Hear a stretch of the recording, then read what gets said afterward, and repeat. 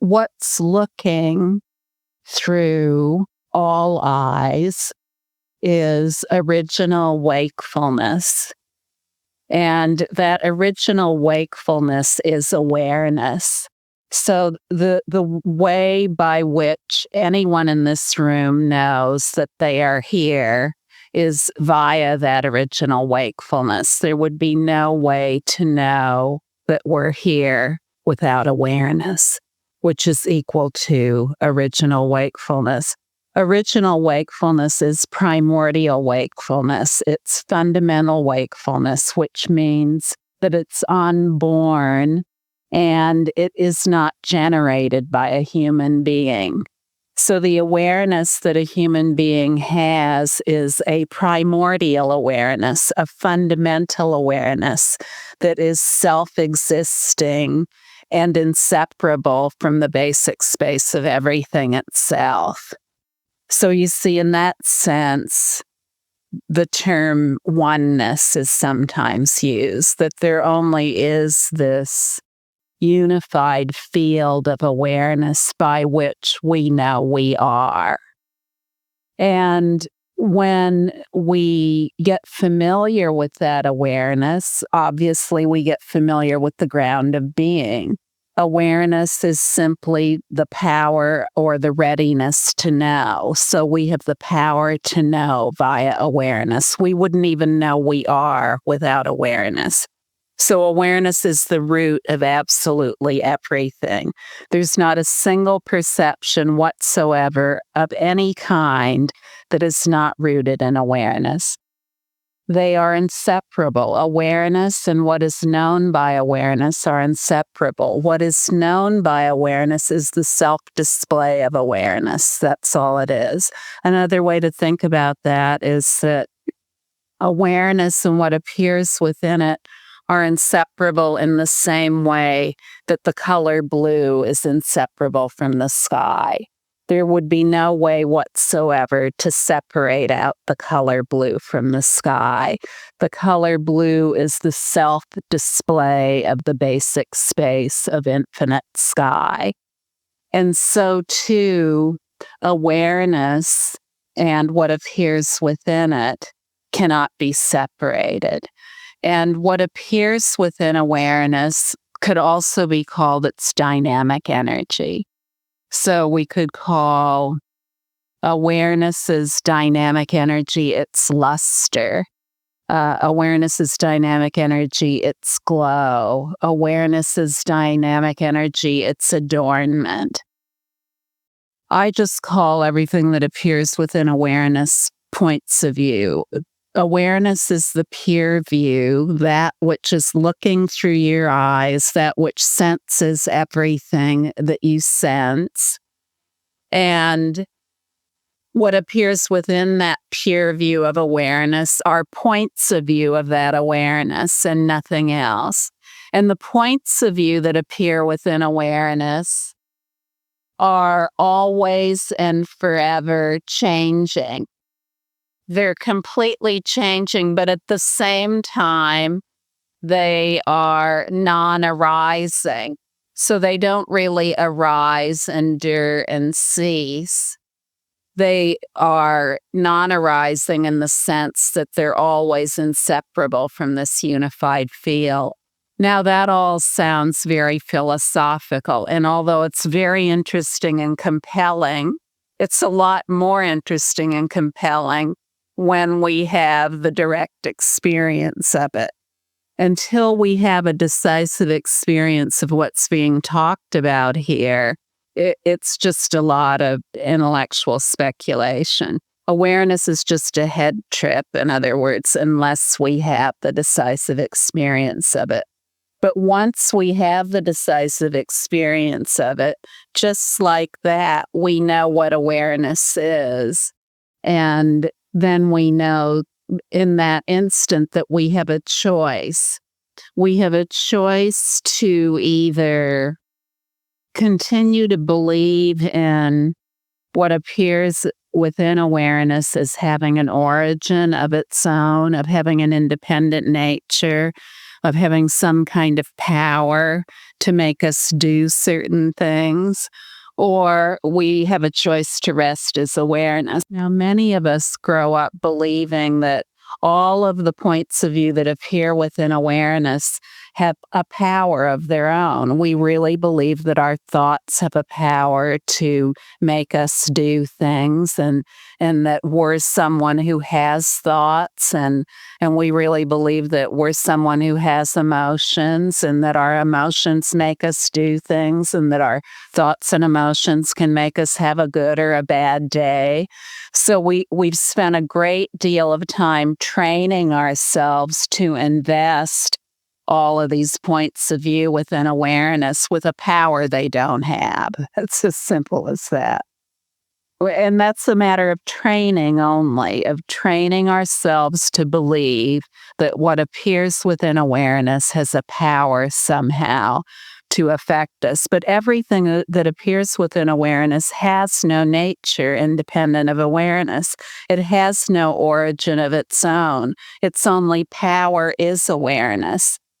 And so this is why we get into these frustrating binds of never being able to process emotions enough or process thoughts enough to find a place of permanent happiness. It just doesn't happen. And if we continue to process thoughts and emotions for all of our lives, that's how we'll spend our life, processing thoughts and emotions. Even though there's always either a subtle or overt hope that at some point all this processing will come to an end.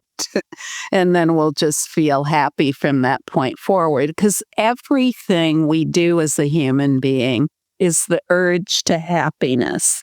It's the urge to freedom. So no matter what choice we're making about anything, it's all the urge to freedom, but many times we don't know where to look for freedom. So we look to appearances to try to make us happy, to try to make us free. We look to what does not have an independent nature or any power whatsoever to give us some power, to make us happy. And unless we know that every appearance, no matter what it is, has these two aspects, awareness and then whatever the expression of awareness is, then we don't really understand what's going on in life. We constantly seek for love, happiness, relationship, well-being, comfort, ease, soothing energy. We keep looking for all these things in the appearances, but we never really find them in a permanent way. We find temporary happiness, maybe.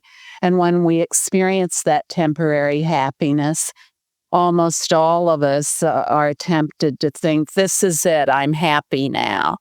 I finally made it and I'm going to be happy from now on. But then what happens? Well, it passes.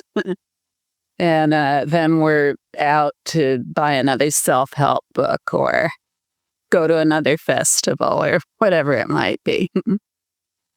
Find a new way to process emotions, find a new way to make things okay. Well, this is just, it's a natural impulse. We're seekers because we know there's something worth seeking. That's where the impulse to seek comes from. Even if we don't know where to look when we're seeking because we know that within us innately is total and complete well-being.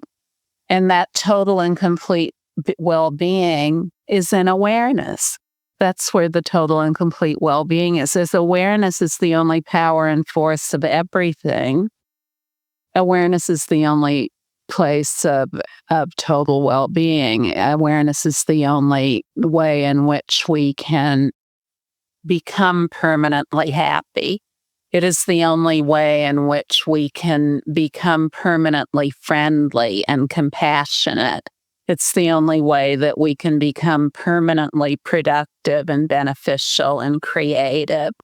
And we aspire to that because it's natural to us to aspire to it because we know it's possible even if we don't know how to get it.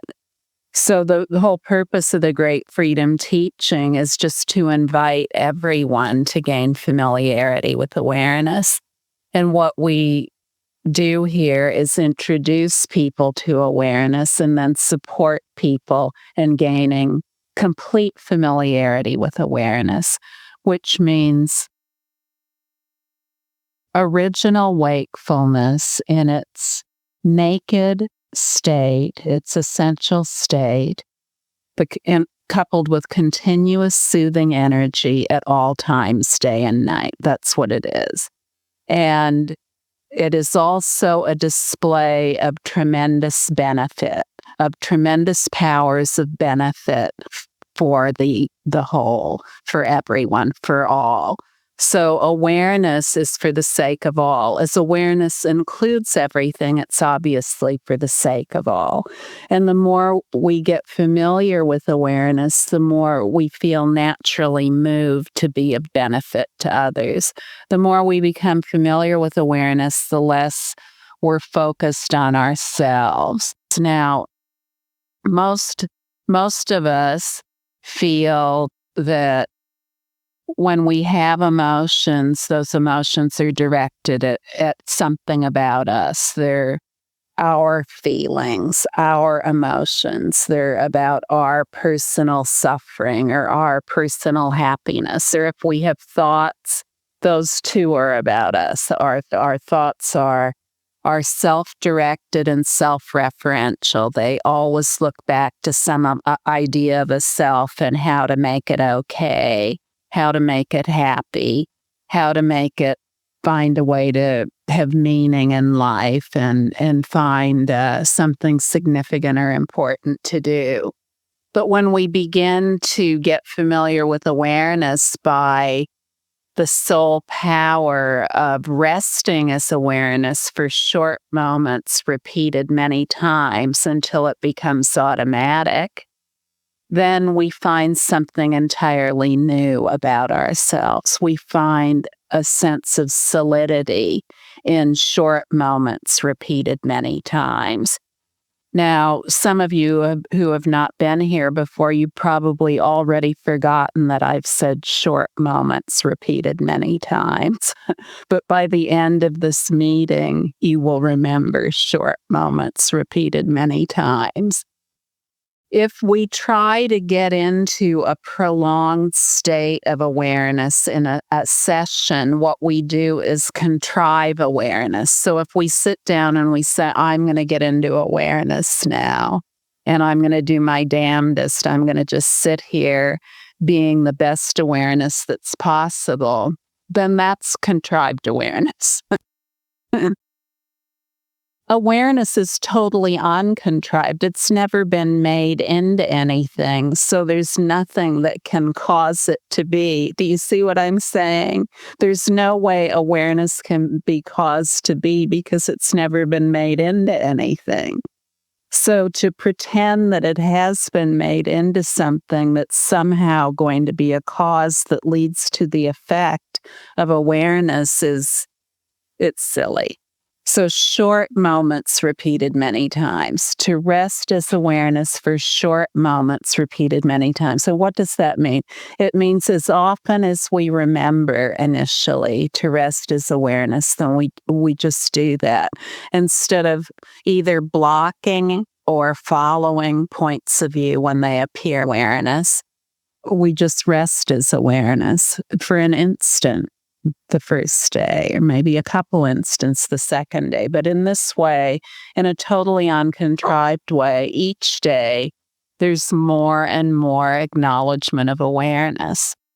And really, if you're open enough, not even that is required. Not even short moments many times is required. If you just listen to the teachings, that is familiarization with awareness. We have hundreds of hours of free downloads on our website, and they're all very direct teachings, and many people just listen to those. And as they do, conviction dawns, because we already are awareness, so it's very easy for conviction to dawn. it's already accomplished. So it's not like we're trying to get something like a PhD or graduate from grammar school. It's it's much easier than that. It's easier than grammar school. It's easier than being a toddler. It's easier than learning to tie our shoes. Gaining familiarity with awareness is very easy. Rest is awareness without following or blocking points of view. What does that mean? It means nothing needs to be changed about what appears. Whatever your thoughts and emotions and experiences are, that is a self-perfect display of awareness. It's an absolutely perfect display of awareness. Even if you've thought that some of your thoughts and emotions, or a lot of them, are negative and you need to change them, rest is awareness without changing anything. The reason we try to change negative thoughts and emotions is because we believe they have a power to hurt us or to make us do things we don't want to do. We set up a duality, a force of opposition between the individual we think we are, the personality we think we are, and this foe that we have within us, our own thoughts and emotions. And that's a very untenable way of being. It's a very uncomfortable way of being. It's very, very difficult to get in touch with the soothing energy that is inherent to us when we have set up that opposition within ourselves. But when we rest for short moments, repeated many times until it becomes automatic, then we see that we are filled with soothing energy. We're saturated with soothing energy. That's what awareness is. And once we experience that in a very direct way, then we're much more compelled by resting as that soothing energy than following after or blocking points of view.